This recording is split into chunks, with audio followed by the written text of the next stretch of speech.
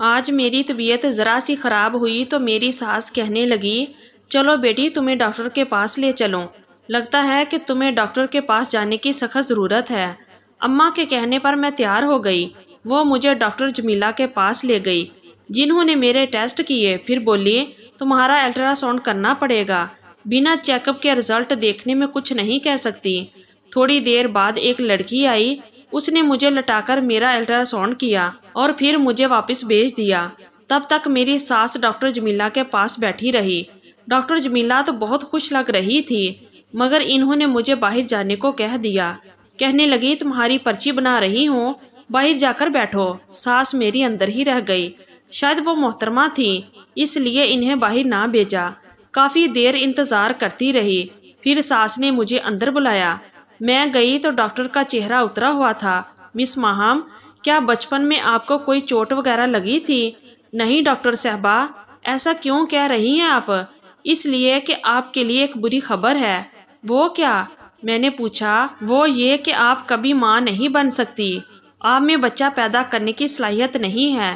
یہ ایک پیدائشی نقص ہے جس کے بارے میں آپ کو تفصیل سے نہیں بتا سکتی، بس اتنا کہوں گی کہ آپ میں بچہ پیدا کرنے کا نظام موجود نہیں۔ ڈاکٹر صاحبہ کی بات سن کر میرے تو اندر کچھ ٹوٹ کر رہ گیا۔ میں نے سوچا نہیں تھا کہ زندگی اتنی بڑی محرومی لیے میرے سامنے کھڑی ہوگی۔ میں وہیں پر بیٹھ کر رونے لگی، آنکھوں سے ٹپ ٹپ آنسو بہنے لگے۔ میں نے آصف سے محبت سے شادی کی تھی، اب وہ اپنی ماں کی سنتے تھے۔ وہ کہتے کہ میری ماں جو کہے ان کی بات ٹالنا نہیں۔ اب مجھے لگ رہا تھا کہ اب اس گھر میں میری جگہ نہیں رہی۔ جب اولاد ہی پیدا نہیں کر سکتی تو پھر مجھ جیسی عورت کا آصف کی زندگی کا کیا کام؟ ان کی ماں کو تو بچوں سے محبت تھی۔ میں وہیں بیٹھے رونے لگی۔ دل چاہ رہا تھا کہ زمین پھٹ جائے اور میں اس میں سما جاؤں، یا آنکھ ہمیشہ کے لیے بند ہو جائے۔ رو رو کر میرا برا حال ہو گیا تھا۔ ساس نے تسلی دی، بیٹی کیوں فکر کرتی ہو، میں تمہارے شوہر کو کچھ نہیں بتاؤں گی۔ ساس کے اس رویے پر میں حیران رہ گئی۔ ویسے تو وہ بہت کرخت عورت تھی، مگر آج ان کا رویہ ہمدردانہ تھا۔ پھر کچھ وقفے کے بعد بولی، بیٹی اگر تم کہو تو میں تمہیں رشیدہ بیگم کے پاس لے جاؤں۔ جانتی ہو رشیدہ کے پاس جتنے بھی بانجھ لوگ آتے ہیں ان کے ساتھ کوئی نہ کوئی مسئلہ ہوتا ہے، بچے پیدا نہ کر سکے یا پھر بچے مرے ہوئے پیدا ہوں۔ رشیدہ کی دوائی سے سب ٹھیک ہو جاتا ہے، وہ صرف 7 گولیاں دیتی ہے بیٹی، اور اس کے بعد مانو تمہارے گھر میں خوشخبری پکی۔ یہ ڈاکٹر لوگ تو جھوٹ بولتے ہیں، ان کو تو بس اپنا پیسہ کمانا ہے۔ اس ڈاکٹرنی کا خیال ہوگا کہ میں تمہارا مہنگا علاج کروں، تبھی یہ ایسی باتیں کر رہی ہیں۔ مگر تم فکر نہ کرو، میں تجھے رشیدہ کے پاس لے کر جاؤں گی۔ اس کی گولی کھا کر تو ایک نہیں کئی بچے پیدا کرے گی۔ ساس کی بات سن کر میں خوشی سے کھل اٹھی۔ انہوں نے بتایا کہ بیٹی رحیلہ کو بھی انہی کے پاس لے کر گئی تھی۔ رشیدہ بیگم کی 7 گولیاں کھانے کے بعد وہ اسی مہینے حاملہ ہو گئی تھی۔ میرے دل میں امید کی کرن جاگ اٹھی۔ شام کو اماں نے کہا تھا کہ میرے ساتھ رشیدہ بیگم کے ساتھ چلنا۔ میں بے چینی سے شام کا انتظار کر رہی تھی۔ شام ہوئی تو ساس نے مجھے چادر اوڑھنے کا کہا۔ ہم لوگ دونوں رشیدہ بیگم کے آستانہ نما مکان پر پہنچے۔ رشیدہ بیگم کے پاس واقعی کئی عورتیں بیٹھی تھی۔ ان عورتوں میں سے 4-5 کے ساتھ میں نے بات کی تو پتہ چلا کہ وہ بھی رشیدہ بیگم کی 7 گولیوں سے ٹھیک ہوئی ہیں، اور یہ ان کے بچے بھی پیدا ہوئے ہیں۔ یہ سن کر میری تو ساری فکر جاتی رہی کہ جب اتنی عورتوں کا علاج ہو چکا ہے، میری تو شادی کو ابھی 2 مہینے ہی ہوئے ہیں۔ بہرحال رشیدہ بیگم کے پاس گئی تو انہوں نے شفقت سے مجھے دم درود کیا اور پھر 7 گولیاں مجھے دے کر بولی، بیٹی یہ گولیاں پابندی سے کھا لینا، ان میں سے ایک بھی چھوٹنے نہ پائے، اور ہاں ساتھ میں جو دوائیں بتا رہی ہوں وہ لازمی پڑھنا۔ انہوں نے گولیاں مجھے تھماتے ہوئے کہا، مگر میرے ہاتھ سے گولیوں والا شاپر میری ساس نے لے لیا۔ کہنے لگی، میں سنبھال کر رکھوں گی، تجھے گولیوں کا نہیں پتا، یہ ایک احساس چیز ہے جس کی حفاظت میں خود کروں گی۔ مجھے اپنی ساس پر اس لمحے بڑا پیار آیا کہ کس قدر خیال رکھنے والی ہیں وہ، ورنہ تو عورتیں اپنے بیٹوں کی دوسری شادی کروانے پر تلی ہوتی ہیں، کبھی کسی بہو کے کسی نقص کو برداشت نہیں کرتی، جبکہ میری ساس مجھے خود ڈاکٹر کے پاس لیے پھر رہی ہیں۔ گھر آ کر میری ساس نے مجھے ایک شاپر تھمایا جس میں سفید رنگ کی چھوٹی چھوٹی گولیاں تھیں اور یہ تعداد میں 7 تھیں۔ کہنے لگی، میں روزانہ رات کو تمہیں دودھ لا کر دوں گی، تم دودھ کے ساتھ یہ گولیاں کھا لینا، اور خبردار اس کے بعد بستر سے مت اترنا، سیدھی سو جانا، جانتی ہو نا دوا کے اثر کے لیے سونا ضروری ہے۔ جی سمجھ گئی۔ میں نے سعادت مندی سے سر جھکا لیا۔ میری ساس کمرے سے چلی گئی تو میں بیٹھی سوچنے لگی کہ اللہ نے مجھے کس قدر مہربان عورت عطا کی ہے جو بالکل ماں جیسی ہے۔ تھوڑی دیر بعد آصف آ گئے۔ میں نے ان سے اس بات کا ذکر نہیں کیا، وہ بھی کچھ نہ بولے، جیسے انہیں میری کسی بات سے غرض ہی نہ ہو۔ البتہ جب یہ پتہ چلا تھا کہ میں بھی ماں نہیں بن سکتی تو ان کے چہرے پر ناگواری کے تاثرات ضرور دیکھے تھے۔ اس رات میں نے ایک سفید گولی منہ میں رکھ لی، مگر گولی منہ میں رکھتے ہی میری طبیعت خراب ہونے لگی۔ ایسا لگا جیسے میں نے کوئی عجیب زہریلی چیز کھا لی ہو، مگر پھر اپنی اولاد کے لیے مجھے اتنا تو کرنا ہی تھا۔ میں نے بڑی مشکل سے یہ گولی اپنے حلق سے اتاری۔ اب بس انتظار کر رہی تھی کہ کب یہ مرحلہ گزرے اور کب میں اپنے شوہر کو خوشخبری سناؤں۔ یوں ہی 2-3 دن خیریت سے گزر گئے، مگر میں ایک بات سے سخت پریشان تھی۔ میں جب بھی صبح اٹھتی میری قمیض پر کالے رنگ کے داغ لگے ہوتے۔ ان داغوں کا نشان بھی سمجھ میں نہ آتا کہ یہ کیسے لگے ہیں۔ اس کے علاوہ میرا سر بھاری ہوتا اور پورے جسم میں درد ہوتا۔ اس چیز نے مجھے پریشان کر رکھا تھا، مگر میں اپنی ساس سے کچھ نہ کہتی کہ کہیں وہ دوبارہ مجھے کسی ڈاکٹر کے پاس نہ لے جائے۔ ویسے بھی وہ میرا بہت خیال رکھتی تھی۔ آج میں بہت خوش تھی کیونکہ میرا کورس مکمل ہونے کو آیا تھا۔ میرے پاس اب صرف آخری گولی رہ گئی تھی۔ میں رات ہوئی تو سوچنے لگی کہ آج آخری گولی کھا کر سو جاؤں گی، اس کے بعد شاید جلد ہی مجھے خوشخبری سننے کو ملے۔ اس خوشی میں گولی میرے ہاتھ سے گر گئی۔ رات کا وقت تھا، کمرے میں ہلکا ہلکا اندھیرا تھا۔ میں نے گولی ڈھونڈنے کی بہت کوشش کی، مگر وہ مجھے کہیں نہ ملی۔ پھر میں جا کر ٹارچ لے آئی، بیڈ کے نیچے ہر جگہ گھوم پھر کر دیکھا، مگر میری گولی گم ہو گئی۔ مجھے بڑا افسوس ہوا اور خود کو کوسنے لگی کہ آج تو آخری دن تھا، سارا عمل ضائع ہو گیا۔ کاش میں گولی کھا لیتی تو میرے ساتھ یہ مسئلہ نہ ہوتا، تب نہ جانے باقی 6 گولیوں کا اثر بھی مجھ پر ہوگا یا نہیں۔ پھر سوچنے لگی رشیدہ بیگم کون سی دور ہے، ابھی وقت زیادہ نہیں گزرا، فجر کے وقت منہ اندھیرے ہی ان کے گھر چلی جاؤں گی۔ گاؤں کے لوگ تو صبح سویرے اٹھ جاتے ہیں، صبح سویرے ہی ان سے گولی لے لوں گی تو باقیوں کا اثر ضائع نہیں جائے گا۔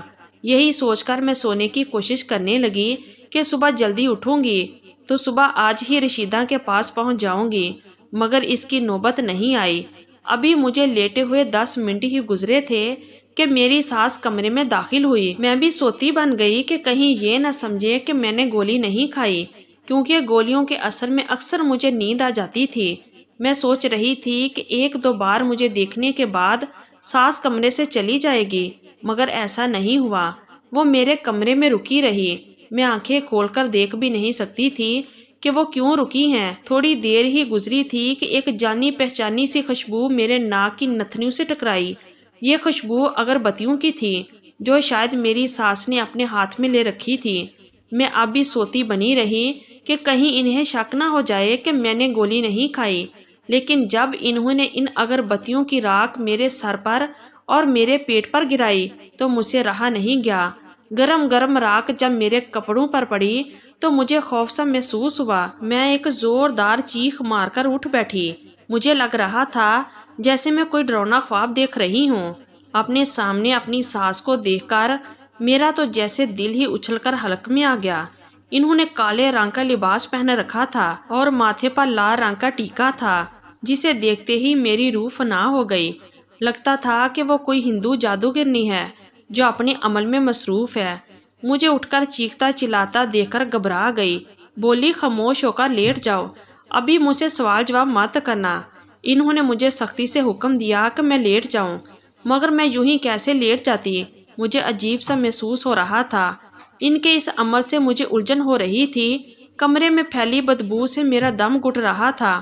اس سے پہلے کہ میں مزید چیختی چلاتی، میری ساس نے میرے منہ پر ہاتھ رکھا اور مجھے گھسیٹتی ہوئی پیچھے والے کمرے میں لے گئی۔ یہ کمرہ گھر کی عقبی طرف بنا ہوا تھا، اس میں کوئی آتا جاتا نہیں تھا۔ ایک انتہائی اندھیرا سا کمرہ تھا جسے دیکھ کر میں ویسے بھی ڈر جاتی تھی۔ انہوں نے مجھے یہاں بند کر دیا۔ میرے منہ میں کپڑا ٹھونس کر باہر سے تالا لگا کر چلی گئی۔ یہ دیکھ کر میرا برا حال ہو گیا، میری آنکھوں سے آنسو بہنے لگے۔ سوچنے لگی مجھے یہاں کیوں بند کر دیا۔ روتی چیختی چلاتی رہی مگر کسی نے میری آواز نہ سنی۔ میں تو جانتی تھی یہاں میری آواز سننے والا کوئی نہیں، کیونکہ یہ کمرہ گھر کی پچھلی جانب واقع تھا۔ میں اپنے شوہر آصف کو کوسنے لگی، جس نے میرا خیال نہیں کیا، مجھے پوچھنے تک نہیں آیا۔ میں اس کا انتظار دن بھر کرتی رہی مگر اس نے مجھے پلٹ کر نہیں دیکھا۔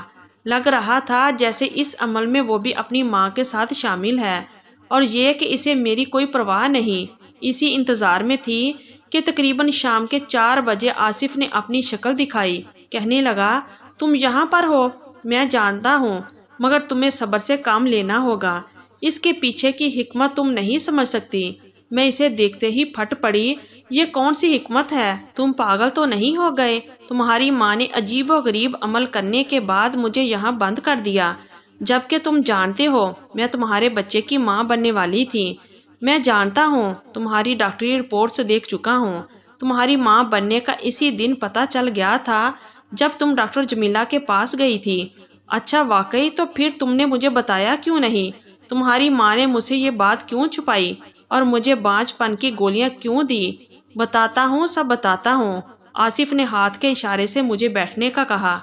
مجبوراً میں بیٹھ گئی، اس کے سوا اور کوئی چارہ نہیں تھا کہ میں ان کی بات سن لوں، مگر میرے دل پر خوف سوار تھا۔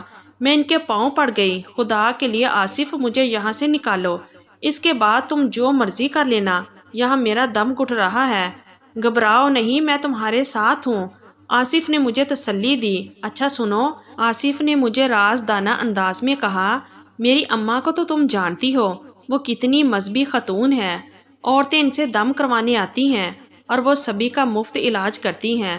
شاید تم اس بات کو نہیں جانتی کیونکہ اماں نے آج کل یہ سرگرمیاں ذرا کم کی ہوئی ہیں، مگر میں اماں کو اچھی طرح جانتا ہوں۔ وہ لوگوں کی مدد کرتی ہیں، خاص کر بانجھ عورتوں کی۔ وہ چاہتی ہیں کہ کوئی عورت ان کے در سے خالی نہ جائے، جیسے رشیدہ بیگم ہے نا، ویسے ہی بننا چاہتی ہیں، اور اس کے لیے ان کو ایک عمل کرنے کی ضرورت ہے۔ انہوں نے جب میری شادی تم سے کروائی تو مجھ سے وعدہ لیا تھا کہ میں اپنی مرضی سے شادی تو کر رہا ہوں، مگر شادی کے بعد انہیں تم پر اس عمل کی اجازت دوں۔ بس اسی وجہ سے میں ان سے بات نہیں کر سکتا، کیونکہ انہوں نے میری بات مانی تھی۔ تمہیں مجھ سے بیاہ کر کر میری دلی آرزو پوری کی، مگر اب مجھے بھی تو ان کی ماننا ہے نا۔ وہ اگر یہ عمل کر رہی ہے تو انہیں کرنے دو، اس سے شاید تمہارے بچے کو بھی کوئی نقصان نہ پہنچے۔ مگر میں جانتا ہوں کہ اماں کی نیت بری نہیں ہے، وہ باقی عورتوں کی مدد کرنا چاہتی ہے۔ اپنے شوہر کی یہ رام کہانی سن کر میں چلا اٹھی، تم پاگل تو نہیں ہو گیا آصف؟ مرد بنو، تمہاری عقل کو کیا ہو گیا؟ کیا اللہ کی کتاب کو ان افسردہ عوامل کی ضرورت ہے؟ ہرگز نہیں۔ تمہاری ماں سراسر جہلیت میں پڑی ہے، ان کو یہ تک نہیں پتا کہ ایک عورت کے ساتھ جھوٹ بول کر انہوں نے کتنا بڑا گناہ کیا ہے۔ ارے وہ کیا لوگوں کی مدد کریں گی، وہ تو اپنے ہی بیٹے کی نسل ختم کرنے پر تلی ہے۔ اگر میں بانجھ نہیں تھی تو مجھے وہ خطرناک گولیاں کھلانے کی کیا ضرورت تھی؟ اور تم کیسے باپ ہو؟ تمہیں اپنی اولاد کی بھی فکر نہیں کیا؟ یہ بچہ چلا جائے تو تمہیں کوئی دکھ نہیں ہوگا؟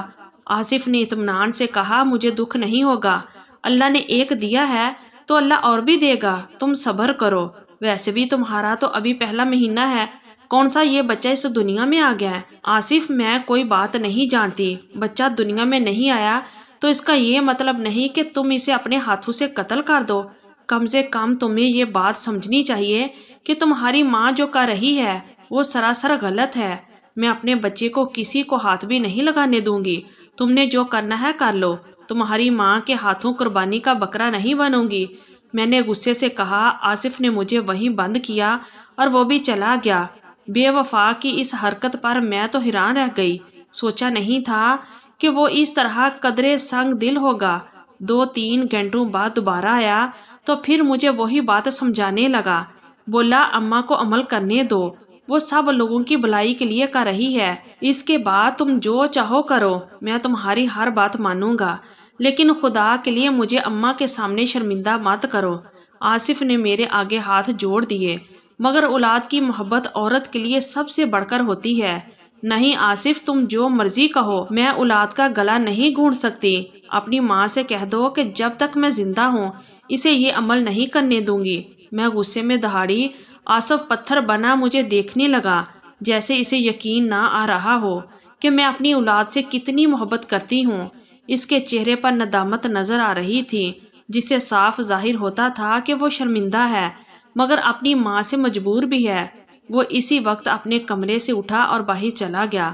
مجھے ساس کے چیخنے کی آوازیں آئی، پھر وہ بھاگا ہوا میرے کمرے کی طرف آیا۔ جاؤ، نکل جاؤ، اس گھر سے جتنی دور جا سکتی ہو چلی جاؤ، ورنہ اماں تمہاری جان لے لیں گی۔ پھر آصف نے مجھے اپنے ایک دوست کے گھر کا پتہ دیا اور مجھے روڈ تک چھوڑنے بھی آیا۔ بولا کچھ دن یہاں رہو، میں خود تمہیں یہاں سے لینے آؤں گا۔ ماں پر جنون طاری ہو چکا ہے، وہ تمہیں نہیں بخشیں گی۔ آصف کی بات درست تھی۔ فجر کے وقت میں اپنا مختصر سا سامان لے کر اپنی ساس کے گھر سے چلی گئی۔ میں دل ہی دل میں دعائیں کر رہی تھی کہ جہاں جا رہی ہوں ان لوگوں کا رویہ میرے ساتھ اچھا رہے۔ وہاں پہنچی تو اصغر اور اس کی بیوی نے میرا پرتپاک استقبال کیا۔ شاید میرے شوہر نے انہیں پہلے سے بتا دیا تھا کہ میں آ رہی ہوں۔ ان لوگوں کے گھر مجھے کسی قسم کی کوئی تکلیف نہیں ہوئی۔ میں آرام سے 6 مہینے وہاں رہی۔ اس دوران آصف نے میری خبر نہ لی۔ میری امید ٹوٹنے لگی تھی۔ لگتا تھا جیسے وہ کبھی پلٹ کر نہیں آئے گا، مگر پھر ایک دن آسیہ باجی نے مجھے اطلاع دی کہ میرا شوہر مجھے لینے آ رہا ہے۔ خوشی سے میں پھولے نہ سما رہی تھی۔ میرا آخری مہینہ چل رہا تھا۔ ان دنوں عورت کو شوہر کی ضرورت ہوتی ہے۔ وہ اسے اپنے دکھ سکھ کہتی ہے، اپنی تکلیف کا ساتھی بناتی ہے۔ آصف آئے تو ان کے چہرے پر پریشانی تھی۔ برسوں کے بیمار اور لاگی لگ رہے تھے۔ آتے ہی میرے آگے ہاتھ جوڑ دیے۔ مجھے معاف کر دو، خدا کے لیے میری ماں کو بھی معاف کر دو۔ آصف تقریباً رونے کو آئے تھے۔ آصف کیا ہوا ہے؟ آپ یوں کیوں رو رہے ہیں؟ تب آصف نے مجھے بتایا کہ اماں کو ان کے کیے کی سزا مل گئی۔ ان کے ساتھ جو حادثہ ہوا اس سے ان کے حواس بگڑ گئے۔ وہ اپنا ذہنی توازن کھو چکی ہیں اور اب عجیب و غریب باتیں کرتی ہیں۔ لوگ انہیں دیکھ دیکھ کر ہنستے ہیں اور وہ زندگی موت کی کشمکش میں ہے۔ آصف کی بات نے مجھے پریشان کر دیا۔ اپنی شوہر کی بات سن کر میں نے اپنی ساس کو معاف کر دیا۔ بے شک معاف کرنے میں ہی عظمت ہے۔ زندگی کے آخری دنوں میں نے ان کی بھرپور خدمت کی۔ وہ مجھ سے بار بار معافی مانگتی، مگر انہوں نے نہ جانے کس کس کا دل دکھایا تھا کہ ان کی موت انتہائی تکلیف دہ ہوئی۔ علم نزوع میں ان کی جان جیسے کسی کانٹے میں اٹکی ہوئی تھی۔ یہ حالت دیکھ کر مجھے بھی عبرت ہوئی۔ میں نے دل میں پکا ارادہ کر لیا کہ میں کبھی زندگی میں بھول کر بھی کسی انسان کا دل نہیں دکھاؤں گی اور نہ ہی کوئی شرکی عمل کروں گی، چاہے زندگی میں مایوسی کے بادل چھائے ہوں، مگر میں کبھی اللہ تعالیٰ سے امید لگانا نہیں چھوڑوں گی۔ تو اللہ تعالیٰ ہم سب کو نیک راستے پر چلنے کی توفیق عطا فرمائے۔ آمین یا رب العالمین۔ تو یہ تھی ہماری آج کی سٹوری۔ اگر آپ لوگوں کو اچھی لگی ہے تو پلیز ویڈیو کو لائک کیجیے اور ہمارے چینل کو بھی سبسکرائب کیجیے اور کمنٹ باکس میں اپنی رائے کا اظہار ضرور کیجیے۔ شکریہ۔ اللہ حافظ۔